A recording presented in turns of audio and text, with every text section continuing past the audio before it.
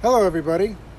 Welcome to our first podcast. We call it 3G, and we call it 3G because we are a family, but we're three generations of, I would say, diehard wrestling fans. The purpose of our show is going to be to review weekly at the start, but then maybe get a little advanced as we move along. We'll review pay-per-views. We'll do predictions. So the three of us are. I'm Jimmy. We've got Josh and Kyle, otherwise known as B, and we'll be the hosts of this show. So we're going to do this show weekly, as I said before, and what better way to start a show than reviewing the magnificent Super Showdown, or as I like to call, Super Slowdown, that occurred yesterday in Saudi Arabia. So let's just dive right into this one. Josh, what do you got for the first match? All right, so the Usos and the Revival on the pre-show started at there was 10 minutes left on the pre-show. They were still doing their entrances with 10 minutes left. So what do you think about it, P? Well, I mean, this match, they should have had more time for this match, and it should have been on the main show. They should have put a different match on the pre-show. I think Lars Sullivan and the Lucha House Party could have been on the pre-show easily. I agree with that because it was disqualification. We'll get to that later. Yeah. Don't worry. I just think that the match should have had more time, and these two teams are... Michael Cole was saying that they are trying to get a position for a tag team championship match, and we haven't even seen Zack Ryder and Kurt Hawkins on in about a month. Who are you mean the Raw Tag Team Champions? Yup. Were they even there? Did you see them there? They were in the Battle Royal, remember? Oh, the Battle Royal, that's right. I guess we'll get to that later, too. Yep. So this match, I kind of forgot it until you brought it up on the card, because the rest of the pay-per-view to me was pretty bad, and you tend to forget the first match on a pay-per-view like this. Two of the best tag teams in the world opening up a pay-per-view. To me, just because it wasn't a title match, wasn't the right thing to do and didn't really give them what they deserved as far as visibility and pushing either of the teams. Don't you think they should have at least sent them out at 1:30, not 1:50, when the show starts at 2? Yeah, I don't know why they crammed that match into such a short time frame. We've all watched and been at, pay-per-views where the pre-show, and it's usually 35 minutes left in the pre-show where they'll start the match. They really crammed this one in. I'm not sure why. Maybe it's because in a half-full stadium, only 3 people were there at the time, but I don't know. And I guess that's another thing we'll talk about more, too. But, again, this match, to me, didn't get what it deserved, and it didn't light a fire for me to want to really watch the rest of the pay-per-view, which I was already skeptical of in the first place. And also, for this match, I'm pretty sure this is the only match I heard the crowd during the whole show.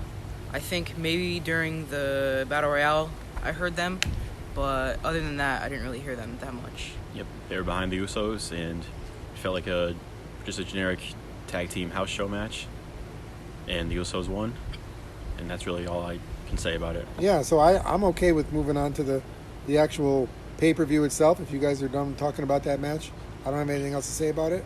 I know the pay-per-view opened, the WrestleMania equivalent. Do you notice how a couple weeks ago they were saying WrestleMania equivalent or better pay-per-view? Exceed WrestleMania. Yeah, exceeding, and that's an insult to wrestling. They changed that in the last few weeks. I know, so. But even to call it equivalent to WrestleMania, to me, was something that they really needed to live up to, and they did not even come close to living up to it, other than copying the set from WrestleMania, which is what they did.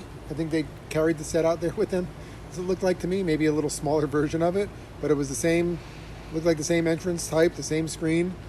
Other than that, that's the only parallel that I saw to WrestleMania. Yeah, I mean, there was a few token legend matches like Triple H and Randy Orton, which could have probably been on WrestleMania, but I think other than the set, these matches were not anywhere close to WrestleMania caliber. So should we talk about the first match for the Universal Championship? Yeah, so Seth Rollins opens the show again against Baron Corbin. I don't know why Seth Rollins has to open the show. I guess it's better than being placed in the middle I would have much rather seen this main event instead of what the actual main event was, but I thought this match was pretty decent, and I think Baron Corbin deserves a lot of praise for his performance in it. So did Brock Lesnar have an early flight out of Jeddah? Because to me, there was no other reason to open the show again, or was this the whole equivalent to WrestleMania thing? Let's open the show with the Universal Championship, which I thought there was going to be a reason for this, maybe later on in the show, which didn't pan out with Brock Lesnar cashing in something. But to have this match to be the very first match of the show, to me, didn't make any sense at all. And I don't know what you guys think, but I was, when I saw it happening, I was like, all right, there must be a purpose for it. And then when it panned out that there wasn't, I was pretty disappointed. Well, yeah, like you said, Brock Lesnar may be cashing in on Kofi instead. That would have been good because they have the Fox deal now, and they do need something big on SmackDown. And also, I just think that the whole Brock Lesnar thing, it just makes him look stupid with teasing the cash-in every week. He didn't even know he had a year. The storyline said that, at least. And it just makes him look dumb. And he's clearly not. Well, no, he's not dumb, but I think some of the writers might be, and writing some of the nonsense that we're seeing. This just plays into it for me. The non-cash-in, I got to be honest, I wasn't surprised that it wasn't cashed in. I think this whole cash-in thing is going to be a tease for a little while with Lesnar, because him saying he's going to cash in on Friday when he said it on Monday, in the back of my mind, I had a feeling that he wasn't going to cash in, at least for the Universal title. I thought something else might happen later in the show, like you said, with Kingston, which didn't turn out happening either, which to me meant Brock Lesnar was already on a plane quarter way back to the United States. Yeah. I think this, what are they calling it, Beast in the Bank, I don't think it's going to last much longer. I don't think people are going to be staying to watch the third hour of Raw just to see if he might cash in. Because I don't think my intrigue, personally, it can't get any higher than it did when he was going to cash in Super Showdown. So now it's just a matter of when he does it and who he cashes in on, which I don't think it really matters anymore. It's gotten old already. And not to go off a little bit, but what's the urgency all of a sudden with cashing in the Money in the Bank so quickly? Like, I know it was great because we were at Money in the Bank, and great to watch Bayley cash in right then and there. But 2 years in a row, the women's cash in was at the actual event itself, and then the men's cash in happens fairly quickly.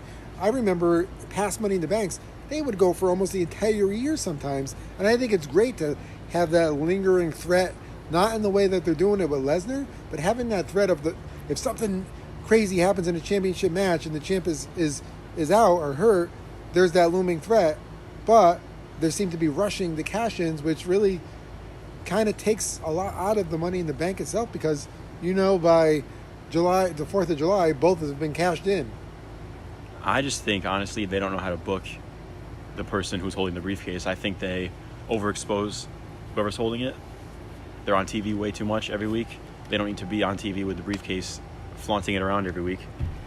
And I think that's one of the main issues. Or using it as a boombox. Yeah, I just, if someone wants to hold the briefcase for the year, let the briefcase not be an afterthought, but let it be lingering in the background. It doesn't have to. They have to flaunt it in our face every week. Yeah, exactly. It's there. Everybody knows. Every intelligent wrestling fan knows that it's a looming threat.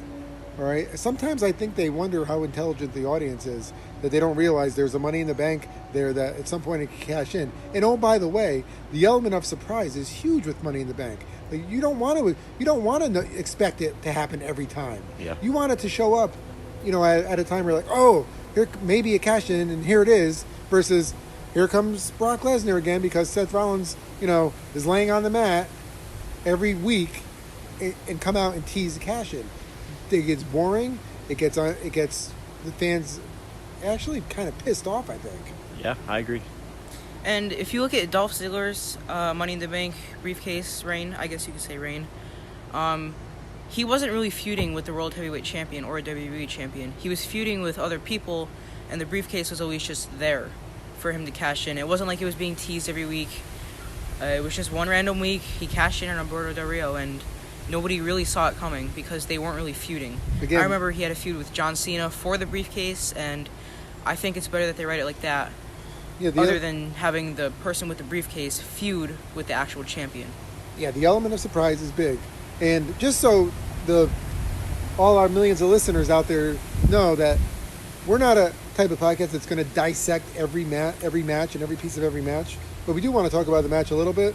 And I thought that this actually was a decent match. It wasn't a great match.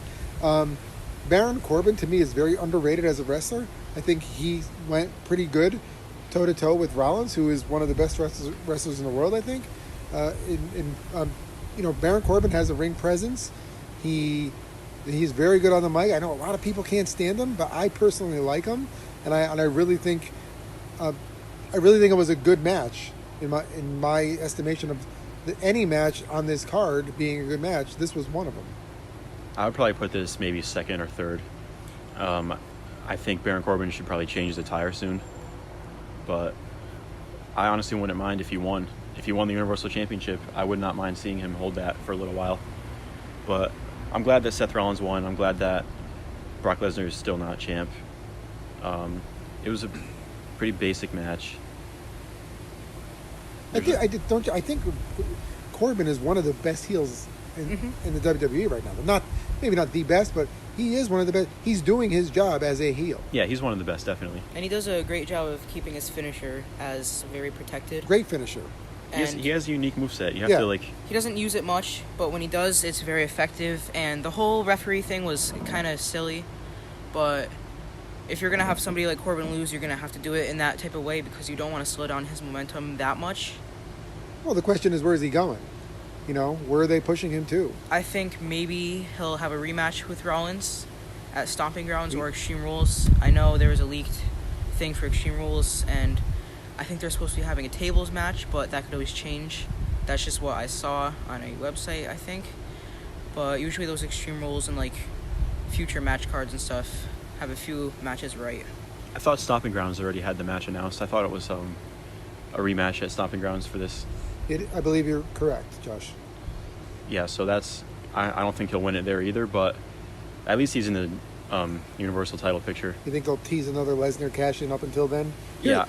Here's the thing. Basically, we're going to get the same stuff happening until Stomping Grounds over the next 2 weeks on TV because these matches are happening again. So if you watch Raw and SmackDown the past 2 weeks, you're probably going to see Raw and SmackDown be pretty generic. Equivalent. So if we did a review of Raw and SmackDown now, we could probably just reuse it. That's my guess at this time. Mm-hmm. And given what's been happening lately, it surprised me if I was wrong. And also, Stomping Grounds every match is a rematch of what we've seen. Pretty much, it's just Super Showdown minus the Legends matches like Undertaker and Goldberg. So thank God. Oh my! We'll talk about that when we get to it. So yeah, Seth Rollins and Baron Corbin was not bad, not amazing, just a pretty generic, watchable match. Yep, and then here comes Brock Lesnar at the end, right? Yeah, the cash in is teased. Paul Heyman has been getting in rings for 30 years. I've never seen him trip getting into the ring. Have you? Nope, not once. I've never seen such a bad scripted trip either. It was almost like he did it on purpose to let everyone know that he did it on purpose. So I kind of wonder, what that was all about. But then Rollins got the low blow on Lesnar, and from there we've got a beatdown on Lesnar, who was pretty bruised up after that whole thing. He took a beating. Did you see his elbow? His elbows, yeah, he was pretty beat up. So, I got to give it to, as much as the fans hate Lesnar and say he's a part-timer, when he's out there, he's good at taking bumps. I mean, he's been on every week, but since Money in the Bank. At Money in the Bank, when we were walking out of the building, because we were there, I said I want to see him on every week, but I didn't mean it in this way. Just teasing the cash in every week. I would like to see him have some matches with some of the guys on Raw. That'd be... Well, he's right now, I guess he's built up to be so powerful that anybody on Raw would just get buried by him at this point. If he wins the Universal title again, which he probably will because that's what the WWE does, he needs to be present. He's not doing a UFC, and he retired from UFC. So if he wants to work, then he needs to be involved if he's going to be Universal Champion again. That's the only way he'll earn his credibility back with the fans. Or if he cashes in and somehow doesn't win the Universal title, what happens then? Is he gone or what? But if he's going to be active, then he needs to be active. I think what they did, I knew in the back of my mind that he was not going to win the Universal title at the Jeddah event, and he did. So we'll see what happens on Monday. All right, after that, Finn Balor versus Andrade for the Intercontinental Championship. Actually, it was Demon Finn Balor. Right. So I think this made it extremely predictable. And honestly, I would say this was my favorite match of the night, just based off the two guys and their in-ring work and their work ethic. This was the best match based off of that. But even saying that, it wasn't an amazing match. It was just pretty passable, in my opinion. I think that this match was surprisingly in a tough spot. They should have done it first because I feel like maybe not the people that were there, but people watching were a little pissed at the whole Lesnar cash-in thing, because if they advertise something like that and it doesn't happen, a lot of people get pissed. I think this match should have been first. Maybe get the fans a little ready for the rest of the event, because the crowd was dead the whole time.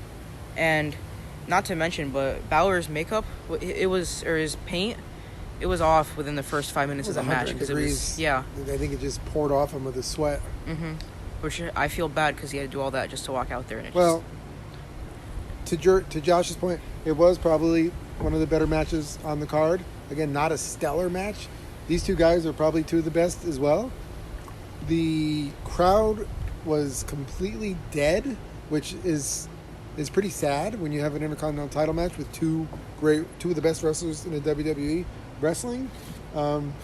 Unfortunately, we all knew that the match outcome was predetermined based on the Demon being the wrestler, right? So I always ask that question of, if Finn Balor gets a Universal title shot, why wouldn't he be the Demon? Because the Demon wins every time. So this whole Demon thing, it's okay, but it's not used correctly. Let's put it that way. I think, he did have a Universal title match against Brock Lesnar, right? Why wasn't he the Demon then? There was almost a guarantee that would have won it. But instead, he goes to Saudi Arabia and he's the Demon against Andrade, which I don't think was necessary, and nothing against Andrade, but it wasn't necessary for him to win that match to be the Demon.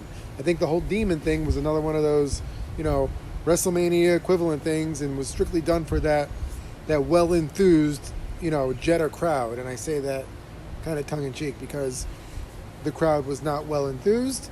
And if you got the far shots of the arena, you could see how many empty seats there were. They used half the floor. It just doesn't seem like... I don't know if it's just the nature of the people there, that they're not very vocal, or what the story is. Well, but they're not, there is no reaction to a lot of good stuff. So 2 things here. When you listen to the there wasn't a lot of chants, but when there was, you could hear that the tone in the chants was a lot of kids, and it looks like the kids were the people who were the most active during that event. And also, Finn Balor, the story with the Demon is he only brings out the Demon when somebody does something to him or something to make him bring out the Demon. But Andrade did nothing to him, and that was just something for the Prince, because I bet the Prince wanted that. And sure, they're making money and stuff, but they got to worry about the other fans and using their logic with the Demon story. I think the Demon could be booked better and not just be used as a spectacle and just brought out to have people watch just to see the spectacle known as the Demon. I think the Demon could be a cool storyline where maybe Finn Balor uses the Demon and he just abuses the Demon and starts using it every single week, and the Demon consumes him, or something like that, where it's actually a storyline instead of just... Oh, you mean creative writing? Yeah, I don't know if they... The only thing that the creative writers do, they just do whatever they can do to impress Vince. They could have so many ideas, but they just write for Vince. And most of it is changed by Vince. And you hear a lot of backstage things that Raw isn't even written until the show starts. And it's written as it goes, because nobody knows what direction to go into and everybody's so scared that they're going to get fired if they do something wrong. And also, if you look at Finn Balor versus Bray Wyatt, I think it was 2017, maybe early 2018, that they feuded. Bray Wyatt did a good job of instigating a lot of people, making them bring out their so-called demons, and he did it for Finn Balor. If you look at him and John Cena is like the hustle, loyalty, and respect thing, but at WrestleMania 30, he broke all of that, and he almost hit Wyatt with the chair, and that's a very small thing, but Bray Wyatt does a very good job of bringing things out of people. Now, I'm kind of going off topic here, but I'm just saying that the demon should only be brought out when instigated. It was unnecessary. Right. Okay, so I guess we can move on to Shane McMahon, accompanied by Drew McIntyre against Roman Reigns. You mean Shane soaked sweat McMahon before he even gets to the ring? What is that? He looked like he could fill up a swimming pool. I know it's hot there and everything, but oh my god! Even when they're indoors in other places, he's always sweating. I don't know if it's like a disorder or something, or he just gets hot, but it's very strange. And also, I'm just gonna start off here. If they do Roman Reigns versus Drew McIntyre at Stomping Grounds, which I believe they are, and Shane causes Reigns to the match, and McIntyre wins, at Extreme Rules, I bet they're going to do a handicap match, and Roman Reigns is going to beat both of them. I think that they're first, the thing I'm going to say about this is, boy, are they wasting Drew McIntyre. They've wasted him ever since he's been on the main roster. He's been somebody's, I'd say, sidekick almost, starting with Dolph Ziggler, and then that stupid three-man team with Lashley, Mr. Personality, and Baron Corbin, and now he's Shane McMahon's sidekick, and he is he's a monster, and they're just wasting him on stupid things, and this is going to go on for the next few months with Shane McMahon, who I understand, he wants to be involved, but he's probably going to end up retiring soon, I bet. Well, retiring from what, right? Because he really is. What's his career been? A few matches here and there, where he has big spots, a jump across the ring, a jump off a cage, all that surprise stuff that he's done. I think there's so many people on the main roster that have worked their asses off, that are getting pushed aside for something that's really dumb. And Roman Reigns getting booked against Shane McMahon for this, I don't. To me, there's no purpose or reason. The feud is dumb. Just like the feud was done with him and The Miz, because look how abruptly that ended, with The Miz losing every time and lost the entire feud. Right, and if you look at every partnership Drew McIntyre has been in with Dolph Ziggler and then Corbin and Lashley, it's all been against the Shield. The first one was against Dean Ambrose and Seth Rollins. The other one was for the Shield's farewell thing with Dean Ambrose. And now this is with Roman Reigns. So I just think that he's just being used to lose. And it's just terrible booking. We'll look at him in NXT compared to him now. Well, we're gonna say that about a lot of people as this show moves on through the weeks and months, because it is a theme, and it's an unfortunate theme, because we will talk about NXT a lot. NXT is to me the best thing going in pro wrestling, and we've got a lot of guys that are coming up, EC3 for example, that are just destroyed on the main roster, and it's a damn shame. McIntyre is a little bit of a different story, because he was a WWE main roster guy, then he left, right? Then he came back and came to NXT, became the NXT champion, and then came back to the main roster again. I'm just fearing, a 3MB reunion. That would be the next thing in the de-evolution of Drew McIntyre. But it's sad that they're wasting such a talented, just his in-ring persona. Might not be the greatest promo guy in the world, but he's not bad. But his in-ring persona and presence, is amazing and is being wasted. And also, like you said with EC3, the fact that Lars Sullivan is getting more showtime than EC3 is just terrible. EC3, I think I've only watched him in one match in NXT, and it was the ladder match. but he's a very good wrestler and his character is very good. But for him to be wasted like that is just, it's terrible. Yeah, so there's not much to say about this Shane McMahon and Roman Reigns match. It was, I gotta say, less than 10 minutes. Drew McIntyre interfered behind the referee's back and Claymore to Roman Reigns, and then Shane McMahon took advantage and beat Roman, and all this is just being done to get Roman Reigns' sympathy so he won't be booed. I don't think it's working for me. I'm sure for you guys it's not working either. I'm annoyed with Roman Reigns and how they've just gone back to how he was booked before he took time off. And I just wish that they would change their approach with him, because this is not working for me, and I'm sure you guys agree. I do agree, and all the people that hate Roman Reigns, please realize that it's not his fault that he's being booked the way he is. No, absolutely not. I think Roman Reigns is very good in the ring. I think he's gotten much better on the mic. There's nothing wrong. He has a lot of talent. There's nothing wrong with him. It's just the way he's shoved down our throats creative-wise. If you saw the thing that I think it was John Moxley said about him, he has a lot of ideas that they just don't let any of them use, because Vince and the creative team, they just don't listen to them. And that's something we'll talk more. You'll hear us talking more about. Mm-hmm. Yeah, so this feud's gonna continue, and I don't want to see any of it, but we're gonna have to. So after this, Lars Sullivan in a 3-on-1 handicap match. It was Lars Sullivan against all three members of the Lucha House Party. And also, just to say one thing, if you guys hear any background noises, we're recording this outside, so that's it's a beautiful any day. Noises. Yeah. So that match, if you don't mind, to me, wasn't necessary to do on this WrestleMania equivalent pay-per-view. Especially with a disqualification ending. Also, should have been on the pre-show. Also, they really built Lars Sullivan up to be this beast of a monster. And for the first few minutes of the match, he took a pretty good beating from the Lucha House Party.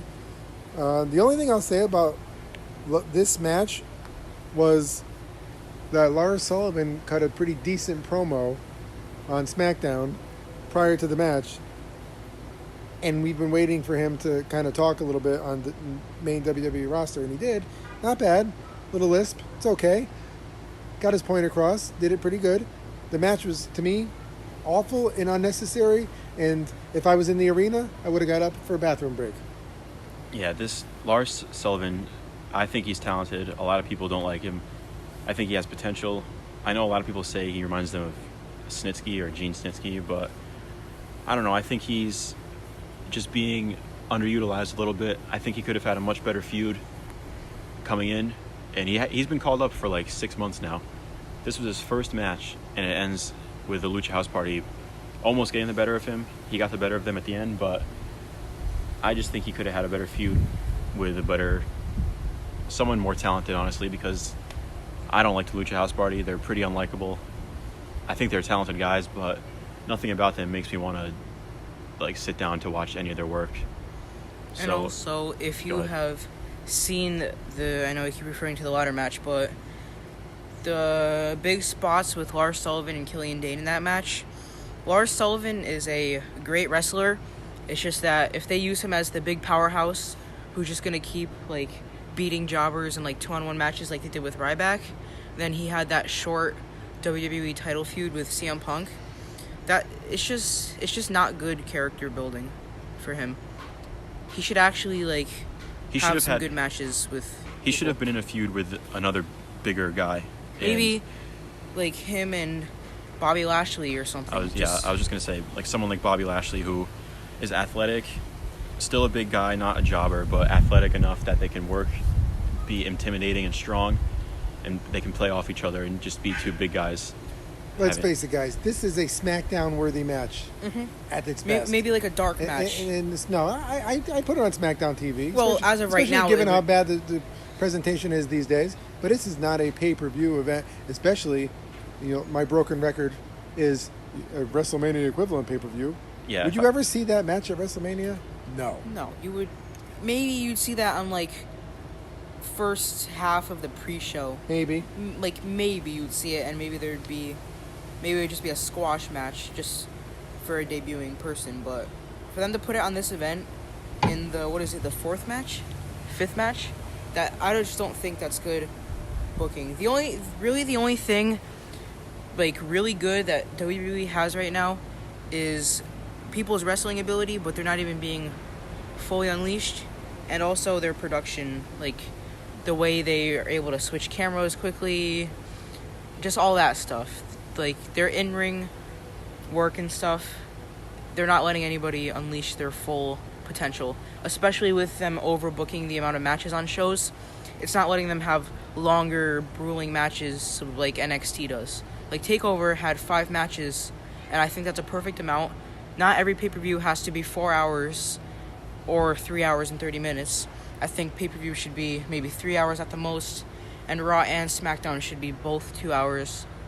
And WrestleMania should maybe be 5 at the most, not 8.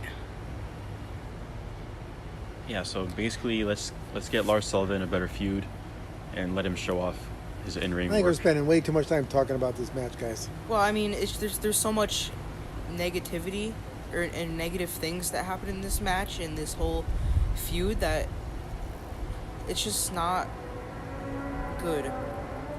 Yeah, so it wasn't a good match. Lars Sullivan, he should be working some better guys, and that's all for that. After this was Randy Orton versus Triple H. Now, I think that this match was definitely one of the better matches of the night. They could have had a longer build-up to it, and it definitely could have been better to build. And I just think that the whole storyline with the Evolution thing, I don't know, I think Randy Orton should get one more push. And maybe they should just, like, I don't know, this match was just weird. Well, it was a decent match, and always keep in context that it was 100 degrees on the floor there, so they definitely were impacted by that. All the matches were, especially the older guys, and Triple H is just about 50 years old. Yeah.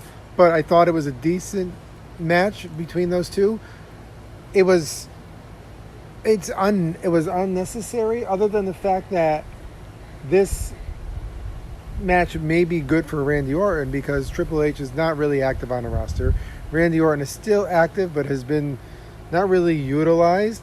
Randy Orton is still a tremendous talent. He's still one of the best wrestlers on the roster, I think. The way he's very smooth. Maybe this propels him into some kind of title run. I think if Triple H had won the match, it would have been really dumb, and it wouldn't have been smart. So I think as far as a match ending goes, this was a good decision by the WWE to have Randy Orton win the match. There was a couple of finishers in there and a couple of kickouts. So maybe that's one of those WrestleMania caliber type things that they did with the multiple RKOs and the pedigree kick out. Again, it was a decent match. It's tough for me to rank any match on this entire card as a great match. Right. But this one held my interest, and I was happy with the end result. And I guess if you were going to culminate, I say that very lightly because you know how WWE is with retirement and ending of feuds. If you were going to culminate that whole entire feud, they should have had it in a maybe hardcore match or no holds barred, because their whole feud, like throughout the years, has just been very good storytelling, and for them to end it and kind of have just 1 week, maybe like a one promo just for 1 week, that as their only build, I just think that was kind of weak for them to do. Well, do you think that, both of you, do you think this was better than the Triple H and Batista match at WrestleMania? If this match was no holds barred, it would have been, but because the Batista match in Triple H was no holds barred, it fit the storyline better, and I do think that the other one was better, especially for Triple H and Batista to kind of end their whole story at WrestleMania. I would say that I like the Randy Orton and Triple H match just a little better, just because maybe they have better chemistry together, and Randy Orton still can work better than Batista can now. So I think maybe just having Randy Orton in there with Triple H helped both guys look a little better, and it wasn't as sloppy as the Batista one. I don't think the Batista one was bad, but maybe a little sloppier than this one. Pure wrestling, this one was a better match. The Batista Triple H match was better match than I thought it would be because It had but Batista's, he's been out of the action for a long time, and he did pretty well for someone that had been in a WWE match for a long time. But if you were to say, hey, what was the better match from a pure wrestling standpoint, this match between Randy Orton and Triple H was. Now, I agree with that, but if you're going off of just pure wrestling, the Triple H Randy Orton match was better. But storytelling, if you look at all the storytelling that they did in like 2009 and stuff between Triple H and Randy Orton, you can't forget that when you look at this match. And for them to not build on that, I think that was just bad. And the whole Batista thing in Triple H, they did a good job of building that. Especially the whole "Give me what I want" thing. It's pretty funny. And yeah, that was good for Triple H and Batista to kind of just end it there. It's tough to pick up a feud that's been dead for a long time. Right. That's what they tried to do. But I don't think they gave them enough time to do the storytelling. They didn't build it up. They probably shouldn't have built it up. It was a one-time match. There's not going to be anything beyond this. But I'm just looking at this match from a pure... Did I enjoy watching the match? Yes, it was okay. There was no spectacular matches on the card. So I'm just ranking the match based on what was presented to me yesterday. I feel that the only match that wasn't rushed, like the whole storyline, was Finn and Andrade. So what they should have done with this match is spend maybe a month or maybe 3 weeks building it, or not have done it at all, but they just spent 1 week on it. One segment. And they just showed like video packages, which I don't think... They had one face-to-face on Right, Raw. And it was just Triple H talking about how big his nuts were, so... Yeah. All right, well, I hope Randy Orton gets another world title reign. I think maybe he should get at least... Yeah, what does he have, 13 now or 13. 14? Yep, 13 I think he still. should at least get one more. Agreed. I think he's still got it in him, so hopefully we'll see from here. He's definitely in great shape still, Yeah. and he's not... How old is he? Do any of you know? He hasn't... I think he's Maybe close to 40. Yeah. He hasn't really lost much in the ring either. No. He's very, very smooth. One of the smoothest. Yeah, so Braun Strowman and Bobby Lashley. Do we need to talk about this? There's for really real? not much to say about this match. Just two big meatheads throwing their weight at each other. This is like taking the Big Show and Braun Strowman that time when they broke the ring. At least the Big Show has charisma, right? Well, yeah, but just like the time when they like broke the ring and stuff, it's just your typical big guy match that you have where the week before one gets the better of the other and then the other one wins the actual match.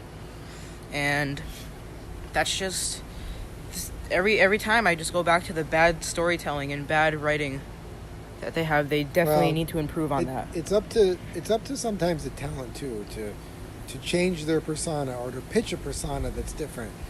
We've been hearing Braun Strowman say the same thing now for probably 2 years with this, get these hands and just his general theme of how he acts. Mm-hmm. It's the same and it's boring. He's your typical big guy, not typical big guy, just typical, boring, stale. Anybody could be boring and stale. Uh-huh. He had a chance, and maybe the creative didn't push it far enough. But his chance to me is over with, and he's just going to be what he is now. And I would say the same thing with Lashley. He's doesn't really, exude enthusiasm when he comes out. To me, you had two kind of like stale guys going against each other in a match that I didn't care about, and I think not a lot of people did. I mean, I wasn't looking forward to this match in the very least. The only thing that was making Bobby Lashley good before he lost the IC title was Leo Rush, and Leo Rush gave him a lot of his charisma, I guess. Bobby Lashley needs a mouthpiece. That's right. The bottom line. Even like you said before in the car, Paul Heyman. That would be good. He needs somebody. And also, I know size could matter because if you were a little bigger, you might not be able to do a lot of moves. But look at Hanson or whatever his name is now. At least he's got a good character. Like, Braun Strowman is just, like, generic with his character. It's stale. Yeah. Something needs to change. At least turn him into a heel so he can be more destructive. If you turn him heel, that would be good. Better than what he is, but Right. It's boring. He's boring. Josh? I think it's a shame. Like, I think Bobby Lashley is a great athlete. He's I wouldn't say he's a great wrestler. He's a good wrestler. And I would like to see Bobby Lashley, I think Bobby Lashley and Brock Lesnar is something that would be pretty good, at least once down the line somewhere. If Bobby Lashley had a manager and maybe Paul Heyman abandoning Brock Lesnar, that would be good. And then he switched sides. I think that would be very good for them to do. Something new, I guess you could say. And Bobby Lashley is he has a lot of potential. I don't see him getting a major title push in the near future. Let's put it that way. Well, when he had the IC title, I was fine with that. He had Leo Rush and Yeah, he had a mouthpiece, but I I think don't that's see. as- I that's as don't. far as he's going, I don't though. see him There's as a many Universal or people- WWE champion. there's many people who need managers. Like Brock Lesnar, he would be generic if it wasn't for. But Brock Lesnar is more charismatic than Bobby Lashley. Yeah, but So Paul Bro- Heyman gives but him Brock a lot of Lesnar his. needs a manager less than Bobby Lashley does. That's my opinion. Well, yeah. Yeah. Look at Brock Lesnar in 2002 when he won the world title. Yeah, he didn't. Remember the whole mariachi band thing and all that? He didn't have anybody with Yeah. him. That was pretty good. But Brock Lesnar's mic skills, I think they've improved since. Well, I just think they're scared to have Brock Lesnar on the mic because every other word out of his mouth is He goes off the script. would be off script, and he'll swear not to bleep out half of what he says. Yeah, so Braun Strowman is a walking gimmick. I think that's all he's going to amount to. No, he's not even. It's not even a gimmick. It's just the generic. No, he's a walking gimmick. He's right. Well, I guess if a generic big guy is a gimmick, then yeah. It is. Well then, He That's is. what his gimmick is. then yeah, you're right. I guess. You know, roar! Let's growl and scare everybody with our big growl and. Look at Sami Zayn, with the whole thing, with him getting the pop when he hit the finisher on Kofi Kingston, almost winning the title on SmackDown. I think it was the night before he got just buried by Strowman, getting thrown into the dumpster. It's just the on and off pushes with Strowman is terrible. If you're gonna push him, push him. If you're not gonna push him, I'd say I don't even think you should try to push him anymore. I But, think he is what he is, and that's what he is. if you were gonna try to push him, don't back out when he's about to get the title. Just They missed their call. right. It's over now. It's just All right. Last thing on this. So, would you guys want Bobby Lashley to get a world title shot if he had the correct mouthpiece? yes, I would think that his potential is very good if he has the right setup. Maybe. I'll just leave it at maybe, because you'd have to see how the How they work chemistry together. is Yeah. with that happening. All right. After this was the WWE Championship match, Kofi Kingston versus Dolph Ziggler. I thought this was one of the worst matches of the night. Dolph Ziggler came out every week, took up 30 minutes of each show, crying about how it should have been him. And this is the 5-minute match they give us. I don't think this is what the match should have been with the build that they were trying to give it. I don't know what this whole thing is with Kofi Kingston being unstoppable, but has he lost a match since WrestleMania? I don't think he has, and he's wrestled almost every week. No, on I don't think he SmackDown. has, but I wasn't expecting him to lose here. I just was expecting maybe because Maybe a better match. Dolph so Ziggler is a great in-ring worker, and Kofi Kingston is pretty good. He's not one of my favorites, but I think these two guys could have put on a better match. So easily. couple things. One, for how Dolph Ziggler presented himself over the past few weeks, and to your point, Josh, took up way too much freaking time on weekly television, which was really annoying. You would have thought that he would have came out on fire. He would have gave everything he had to win that match. And I saw half a Dolph Ziggler in that match, like a typical Dolph Ziggler. He didn't put his all into that match, and he got it cleanly beat. Well, not cleanly, but there was a little interference, right, by Woods. But still, I didn't see Ziggler with the fire that he portrayed prior to this match. So to me, it was very disappointing. What are you doing, right? And now we're going to have it in a steel cage at Stomping Grounds. What are we going to... So we have no interference there. To me, it doesn't matter. Are you pushing Ziggler for a world title shot or not? He came out of nowhere. He was gone for 6 months, and the first thing he gets when he gets back is a world title shot. Why? Because they have nobody else and it's also to push because right now, because they're creatively not creating championship caliber people. Right, and Kevin Owens, I don't think he would travel, right, to Jeddah. I think that was also a reason. I believe they were going to keep building Kevin Owens to face him again and maybe win the WWE Championship, but I don't think he wanted to travel to Jeddah. Just like I don't have a problem with it being Ziggler, but maybe build it up more, present it differently, and have it be a better feud leading up to it? I mean, the feud was okay. I think Dolph's reasoning was a little weak. I think that Dolph Ziggler could have maybe had a better reason instead of just, it should have been me. Dolph Ziggler and Kofi Kingston have a lot of history together.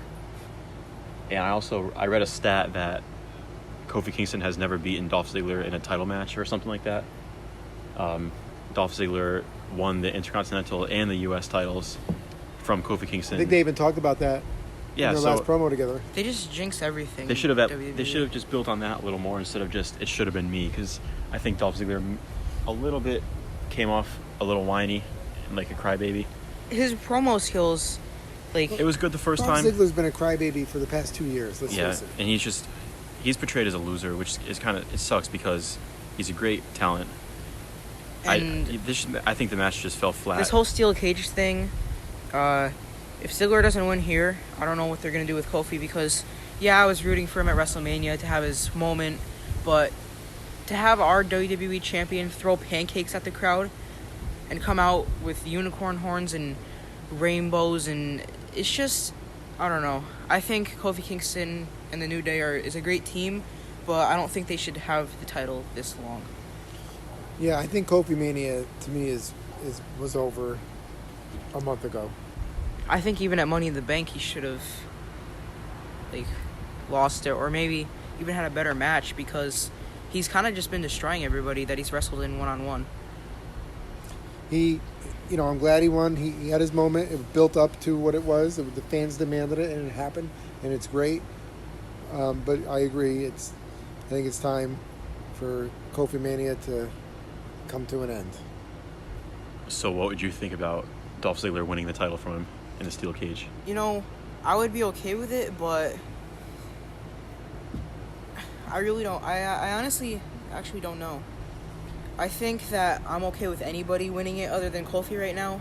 Maybe because the only title change in recent memory has been the United States title, and that was Samoa Joe and Rey Mysterio's matches in Money in the Bank and WrestleMania. I'm pretty sure they combined for about a minute and 40 seconds or something like that. I don't know, but Samoa Joe is now the United States champion, and he just gave it to him. They should have had maybe Ricochet and Cesaro feud for it, but that's the only thing going. It's just everything's been stale from other than that. With no titles even being feuded for, there's barely a tag team division anymore. But on this match itself, on this feud, to your question, no, he does not deserve the WWE Championship. He's been gone for 6 months. He should prove himself. What the hell did he do to deserve it? Well, more than the other guys, some of the guys on the roster trying to claw their way up. Again, another creative mess that they're trying to sell to fans, especially intelligent fans, that don't want to see this because he's not worthy of the world title right now. I agree. So after this, the largest battle royal in WWE history, the 50-man battle royal. There's a lot to say about this. Disappointing. I guess we could start with, first of all, the first man eliminated was EC3. Within 15 seconds, EC3 was thrown out of 50 men. Do you even know who eliminated him? Because no, I don't. Couldn't even tell you who eliminated him. He was I'm just going to be honest with you guys. I was sleeping during this match. That's okay. I didn't watch it. I know some eliminations. I know some of the big moments in it, and I know who won. But other than that, most of this show was boring, and I was not really paying attention to this match. There was a few big spots in this match that really just irked me. So the EC3 thing, Titus O'Neil eliminating both of, I guess they're now called the Viking Raiders. And also him getting his own entrance just for them to make light of something that happened a few years ago at Greatest Royal Rumble. Well, they had to get their pop in the comedy. Oh yeah, but they did that in the last Royal Rumble too. It's got to end now at this point. It's getting old. Well, that's all Titus O'Neil has going for him. The Royal Rumble falling. trip. Yeah, so he eliminated both of the Viking Raiders easily. He threw them both out easily. And the other big Well, thing what does that was, say for their future? yeah, they had their 3 weeks on the top, and that's it. Well, they had 3 different names too in those 3 weeks. That's a shame that that's the biggest thing they're going to be remembered for on the main roster is the name fiasco. But other than that, Sin Cara, who hasn't been around for I can't even remember how long, Sin Cara eliminates. Looks like he's been spending some time in catering. Well, Yeah. he was injured, so he couldn't do much. Right, But except he. Yeah, Sin Cara eliminates Shinsuke Nakamura for what? I don't know.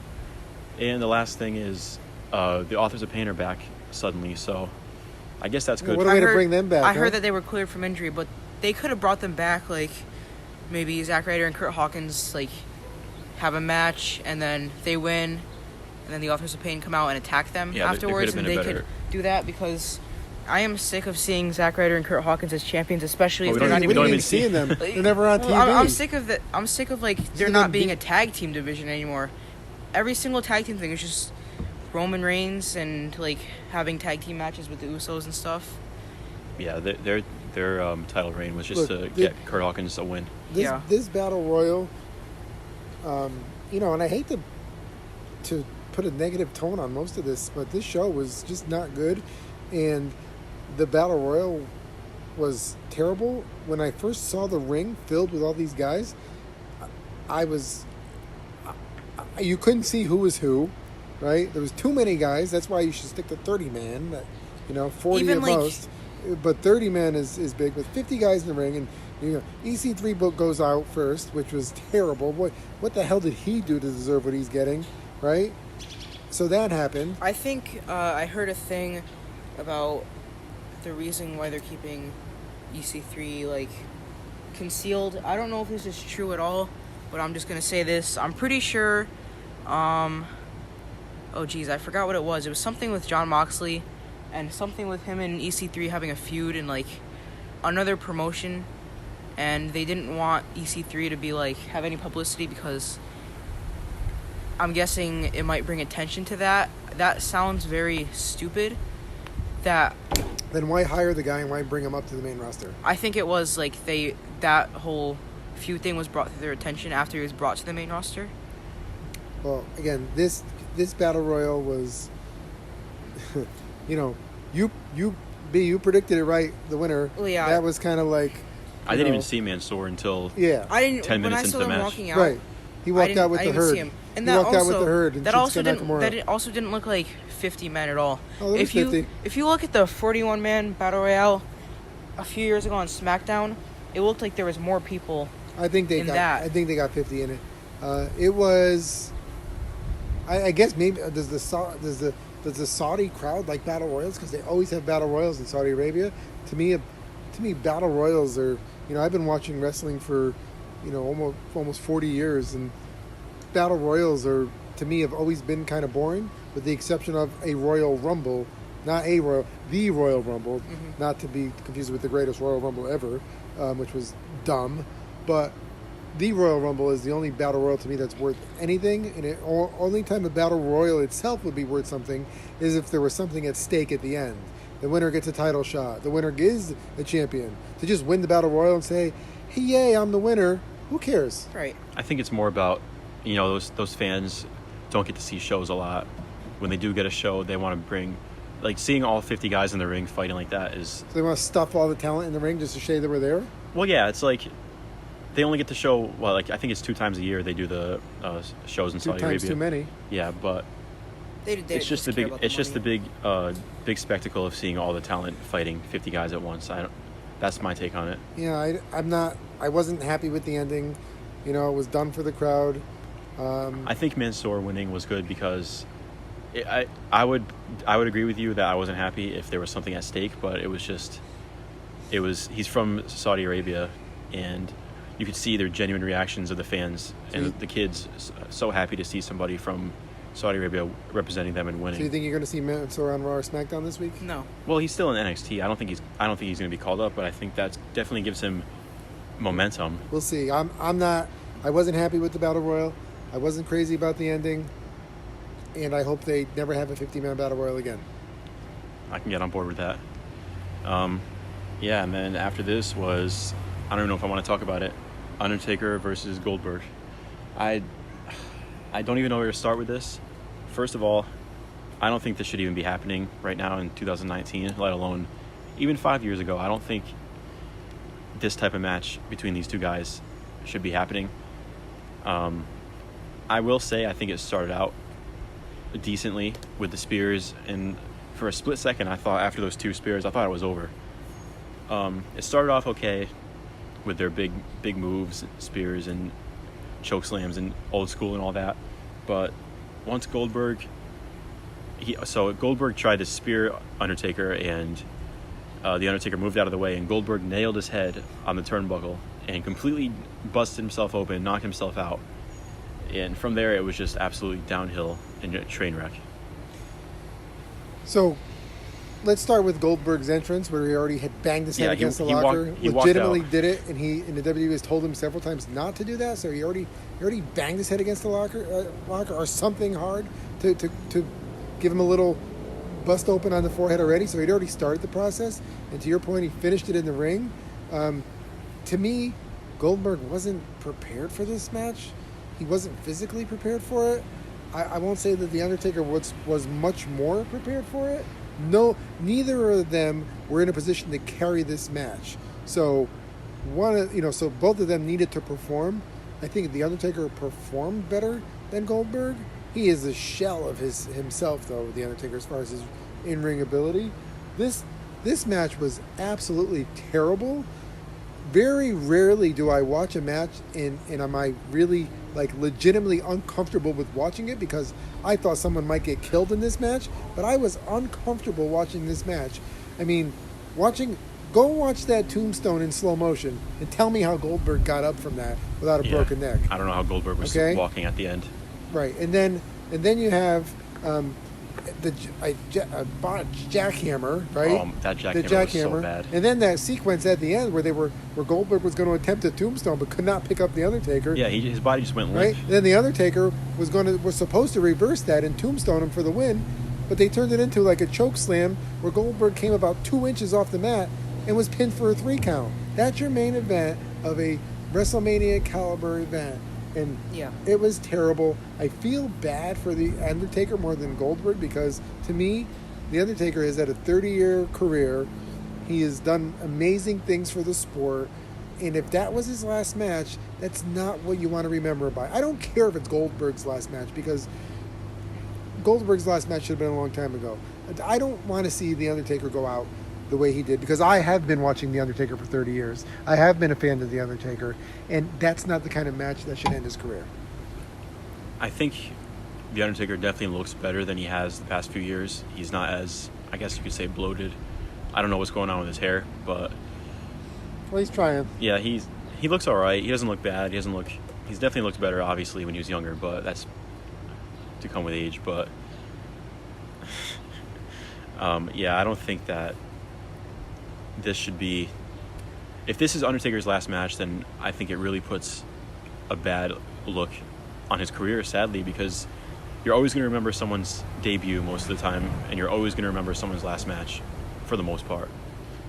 And if this is the last match to remember either of these guys by, even if no one's a fan, all 3 of us aren't a fan of Goldberg, it sucks to remember somebody like that going out like that, where the match is just a train wreck.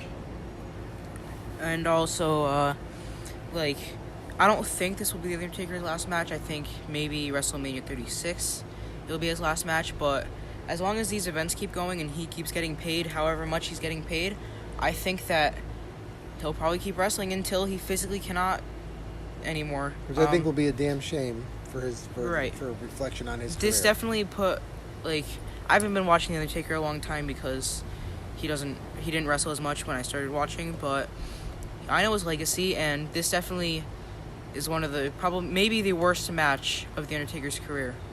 And you could clearly see how pissed he was. Yeah, in the ring. He was upset at the end of the match. You could tell they both. I mean, they were both completely gassed 5 minutes into the match.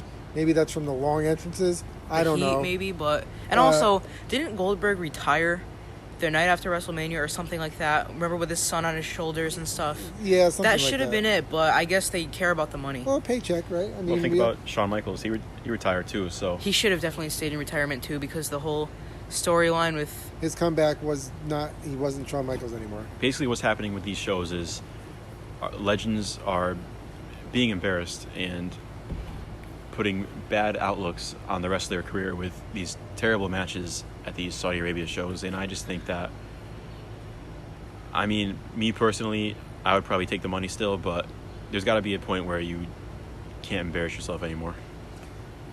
I agree. I think that, again, that match was god-awful, right? Maybe it started out okay, but then it just went downhill.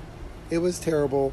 I am happy The Undertaker won because I didn't think Goldberg should win the match. So that, from a win-loss perspective, was good, but that's not what you remember about the match. You remember the well, let's call it botch city that occurred in the last 5 minutes of the match, with just about every move being botched or missed or just awful. So I can imagine, get people watching in the back, the cringing going on without words being spoken out of respect for these two guys.